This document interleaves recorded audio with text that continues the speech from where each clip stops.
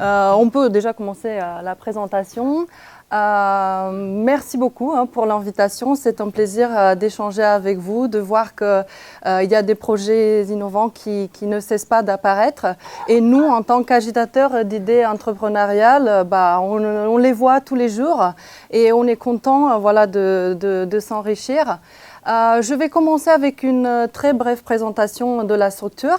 BGE, c'est un réseau national qui existe depuis longtemps, des années 80.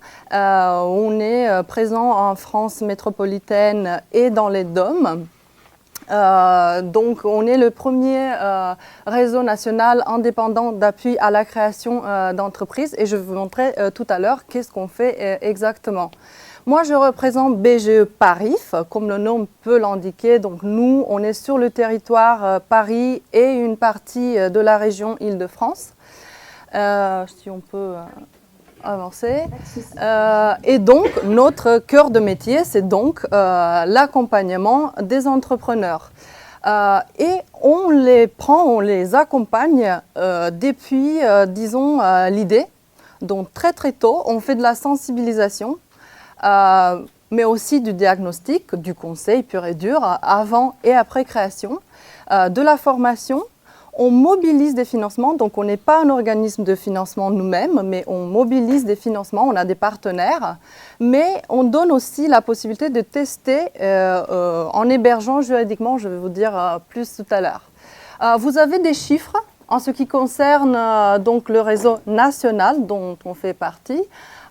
Beaucoup de monde, c'est un réseau assez étendu, peut-être un peu moins connu du grand public puisqu'on travaille avec des prescripteurs du genre Pôle emploi, puisque une grosse partie de notre cible, ce sont les demandeurs d'emploi qui veulent donc créer leur emploi en créant une entreprise.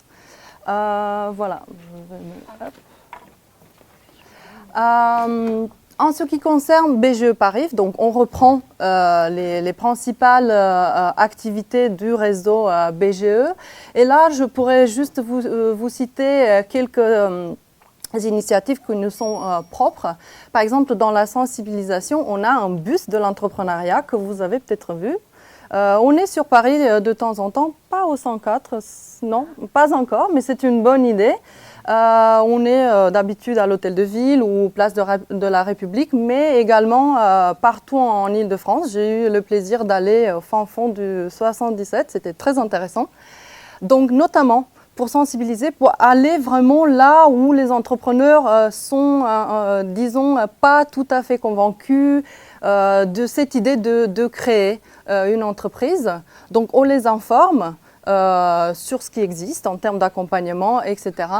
Et après, on leur propose d'autres services si leur projet avance. Donc, on fait le diagnostic, on conseille. Et vous avez également des chiffres en ce qui concerne BGE Parif. On forme, c'est très important, c'est une de notre... c'est une activité clé. On aide les entrepreneurs à la recherche des financements et on leur donne aussi, donc, comme je disais, la possibilité de tester leur activité.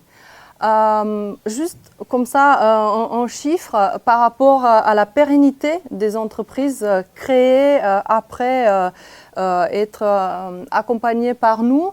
C'est un taux assez élevé, à peu près 80%, c'est l'INSEE qui le dit, qui sont encore en vie à 3 ans, qui est vraiment un âge charnière pour une entreprise. Donc, ce qui montre d'ailleurs qu'être accompagné donne plus de chances aux entrepreneurs. C'est clair, les chiffres le montrent carrément. Donc, voilà. Nous, on est un des acteurs de l'accompagnement, mais voilà, on a les chiffres pour prouver que ça marche. Alors, je vais juste revenir un petit peu, comme je disais, on accompagne les entrepreneurs depuis l'idée, depuis leur questionnement sur leurs compétences entrepreneuriales, etc. Mais on leur offre aussi donc, la possibilité de tester leur projet avant immatriculation, sans prendre le risque donc, de s'immatriculer, de créer une structure juridique pour une période limitée de temps. On peut héberger des projets en couveuse Je ne sais pas si le concept vous est connu. Donc, en gros, on prête notre numéro de SIRET pour une période limitée. L'entrepreneur devient un professionnel, donc il achète, il vend en tant que professionnel avec notre numéro de SIRET. Et à la fin de maximum 12 mois, peut constater que le projet avance, donc il s'immatricule et continue l'aventure entrepreneuriale, ou au contraire, il aurait constaté que le projet n'est pas viable et il arrête sans avoir pris des risques. Donc c'est très, très intéressant, et en plus de ça, bien sûr, on l'accompagne. Il y a de l'accompagnement individuel, mais aussi de l'accompagnement collectif en formation au métier donc de dirigeant d'entreprise. Donc au bout de 12 mois, voilà, les gens savent si c'est bon, ils continuent ou ils s'arrêtent. En tout cas, ils n'auraient pas pris des risques. Voilà, j'insiste un peu parce que je travaille à la couveuse, donc voilà. On peut peut-être passer. Si tu veux, Anna-Maria, on peut passer du coup à la suite. Voilà.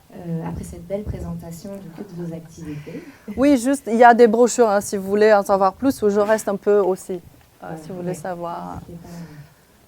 Ok. Voilà, je finis pour la présentation, en tout cas sur des petites étapes voilà. quand on commence son projet. Puisqu'on parlait de nouveaux modèles, surtout en ce qui concerne l'innovation sociale, je voulais juste vous dire que donc on a une certaine expérience, hein, à peu près plus de 36 ans. Donc on s'est rendu compte qu'il y a certaines étapes que les entrepreneurs sociaux ou pas devraient parcourir dans l'analyse donc de leur projet, pour se donner des chances de réussite. Ce n'est pas une solution miracle, sinon on serait tous riches et célèbres. Mais voilà, on a constaté que pour réduire les risques, il y a certaines étapes qu'on devrait parcourir dans le développement d'un projet d'entrepreneuriat. Voilà, et on commence à se poser la question primaire.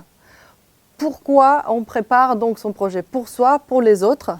Et en fait, on s'est rendu compte que voilà, pour se donner confiance, il faut préparer son projet, et pour donner confiance aux autres. Je me trompe pas, tu vas mettre la présentation en ligne après? C'est juste pour rassurer. Oui, c'est vrai, voilà. Il y a donc la présentation aussi avec toutes les offres et tout ce que fait BGE, donc qui est beaucoup plus fourni que ce qu'on présente là, qui sera mise en ligne en fait après l'événement sur nos réseaux sociaux. Donc voilà, vous pourrez prendre le temps de retrouver juste pour. Bien sûr. Ok.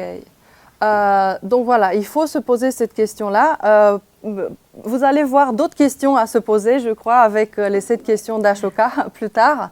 Mais voilà, il faut commencer par ça. On peut. Ouais. Alors, vous avez ici un panorama hein, donc de la méthodologie des différentes étapes. Je vais balayer chacune des étapes, donc juste pour faire une synthèse. On a le créateur, donc vous, et une activité plus ou moins définie. On voit ça très régulièrement que, en fait, l'offre n'est pas très claire et qu'en se posant les bonnes questions, ça commence à s'éclaircir et ça aide énormément le porteur de projet. La première étape, c'est vraiment l'adéquation individu-projet. C'est d'ailleurs notre critère primaire quand on fait l'admission en couveuse pour voir si la personne, c'est la bonne personne pour porter ce projet-là. Après, il y a l'étude de marché, donc observer ce qui se passe, qu'est-ce qui existe, etc. On va entrer un peu en détail tout à l'heure. Après cette observation, on passe à l'élaboration de la stratégie commerciale. Une fois qu'on aurait notre stratégie commerciale, on voit quels sont les moyens techniques, humains, à mettre en œuvre. On fait l'étude financière, hein, quelque chose qui effraie toujours les porteurs. Aussi l'étude juridique, quelque chose qui effraie aussi les porteurs, mais vous allez voir que c'est juste une coquille. Et l'étude d'implantation. Après tout ça, on va se poser la question. Est-ce que c'est faisable? On y va? Ou au contraire, on revoit des choses et on y va? Ou ça arrive, dans notre cas à peu près 15%, il faut faire le deuil du projet parce que voilà, il n'est pas viable. Mais au moins, voilà, on aurait posé les bonnes questions et on n'aurait pas pris le risque. Alors, comme je disais, la première étape, très très importante, c'est vraiment par rapport à l'individu. Voilà.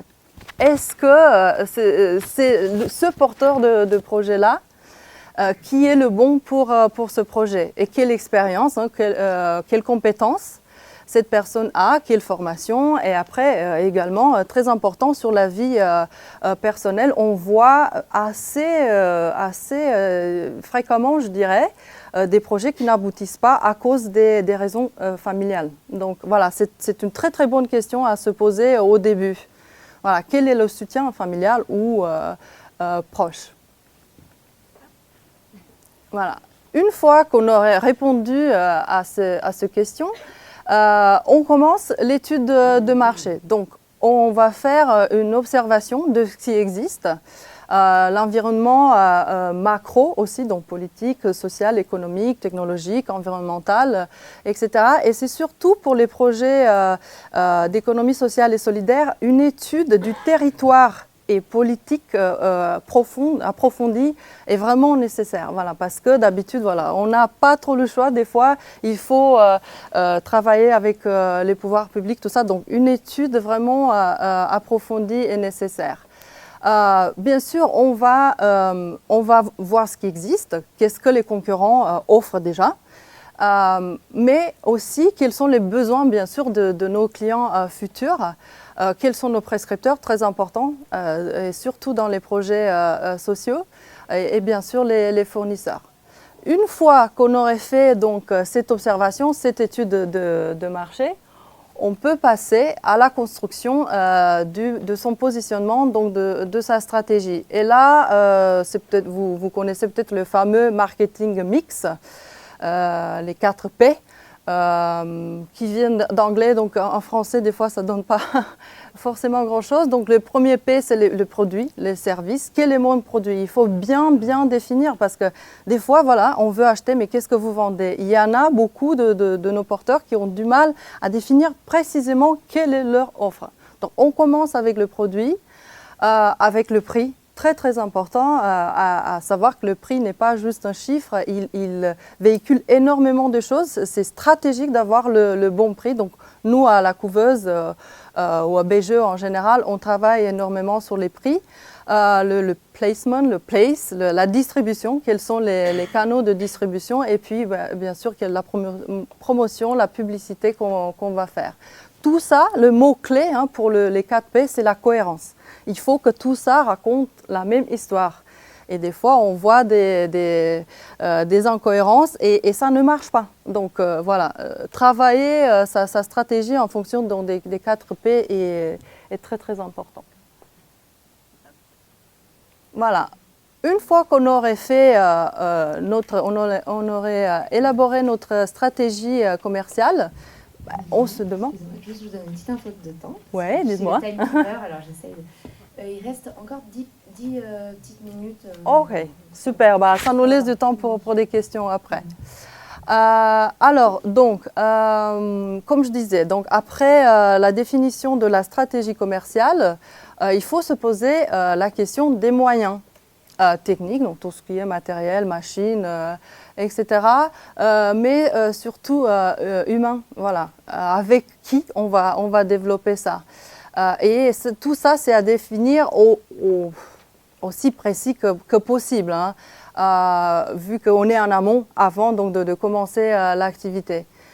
Tout ça pour nous permettre après d'établir les besoins de financement, pour voir si le projet est faisable. Voilà. On va définir quels sont les besoins de financement et quelles sont les sources de financement. Donc le fameux, on va faire ce qu'on appelle un plan de financement. Du coup, pour les projets sociaux, les sources de financement sont de plus en plus diversifiées, donc c'est très intéressant. Mais ça ne suffit pas, on va regarder si le projet est rentable et c'est aussi valable pour un projet social. Donc, est-ce que voilà, les revenus qu'on aurait dégagés de cette activité vont couvrir les coûts? Après cette étude financière arrive le fameux choix juridique qui effraie beaucoup de monde. D'ailleurs, on a beaucoup de gens qui viennent nous poser cette question en priorité. Je ne sais pas quelle est la forme juridique. Le principe est le suivant. La forme juridique est une coquille qui habille le projet. Si on n'a pas clair dans nos têtes quel est le projet, quels sont tous les aspects du projet, on sait pas la forme juridique qui va nous donner la solution ou la réponse. Donc, une fois qu'on aurait donc, travaillé tout ce qu'on a dit sur le projet, on peut se poser la question de la structure juridique en fonction de la nature de l'activité, la volonté de s'associer, la situation patrimoniale donc, du porteur, les besoins financiers, crédibilité vis-à-vis des partenaires, le régime fiscal du créateur, régime social et puis le risque encouru. La bonne nouvelle donc, pour les projets sociaux, c'est avec la nouvelle loi sur l'ESS, voilà, le spectre de structure juridique s'élargit, donc c'est très intéressant. Mais voilà, je voulais juste dire que ça arrive vraiment vers la fin, qu'on aurait identifié donc tous les autres aspects du projet. Voilà. Écoutez, là, on a choisi la forme juridique. Maintenant, on commence à passer à l'action. On fait l'étude d'implantation. On va voir voilà, si c'est dans un local ou de chez soi, c'est tout à fait possible, mais voilà, de nos jours, il y a de plus en plus de solutions hybrides aussi. Un jour chez moi, un jour dans un coworking, un jour dans une pépinière, on voit ça tous les jours chez nous, puisqu'on a un espace de coworking à BGE Paris. Ou un espace dans une entreprise, ou qui sait, dans un ballon. Voilà. Alors, tout ça pour pouvoir répondre à ces questions-là. Est-ce que mon projet est réaliste, faisable, rentable? Est-ce que je continue? Est-ce que je reporte? Est-ce que j'abandonne? Donc, c'est très, très important de passer par tout ce processus pour pouvoir se donner une réponse, bien sûr, qui peut ne pas être la bonne, puisque c'est juste une analyse sur papier. C'est vraiment la confrontation avec le terrain qui va donner les bonnes réponses. Est-ce qu'on continue? Est-ce qu'on abandonne? Et vous croyez que c'est fini? Ben non, parce qu'en fait, on s'est rendu compte que la majorité des porteurs de projets qui viennent nous voir sont très bons techniquement. Donc, ils ont un savoir-faire, ils sont experts dans leur domaine, mais ne connaissent pas le métier de dirigeant d'entreprise. Parce que c'est un métier. Un dirigeant d'entreprise a plusieurs casquettes et la plus importante, vous me dites laquelle c'est? La commerciale. Donc, voilà, il va falloir apprendre à vendre son projet, son idée, mais à vendre voilà, les produits, les services qu'on a à offrir. Et donc, c'est ce qu'on fait aussi à la couveuse. On forme les gens au métier de dirigeant d'entreprise. Ils savent déjà savoir produire ou pas. Il y a des gens qui se forment encore. Mais voilà, savoir vendre et communiquer, c'est juste capital. Mais aussi gérer. Il y a pas mal de projets qui n'aboutissent pas à cause des problèmes de gestion ou administratifs ou de management des gens. Des personnes, voilà. Et donc tout ça va permettre aux porteurs de projet d'évaluer ses besoins de formation et donc de les faire. Voilà, juste pour vous dire que voilà, vous n'êtes pas seul si vous développez un projet, n'importe à quel stade vous êtes. Il y a des structures d'accompagnement comme BGE Paris, mais il y a aussi des centres ressources, des experts, des consultants. La couveuse incubateur, c'est une très très bonne solution si vous voulez tester sans prendre des risques. Il y a des structures de soutien financier, donc faites-vous aider. Et je crois que c'est déjà une bonne démarche de participer à un prix comme ça. Il y a aussi le prix, voilà. Donc c'est très très bien ce que vous avez fait et vous en même temps vous vous en formez. Donc après c'est à vous. Voilà, j'ai fini ma petite présentation. Pile à l'heure, bravo. Super.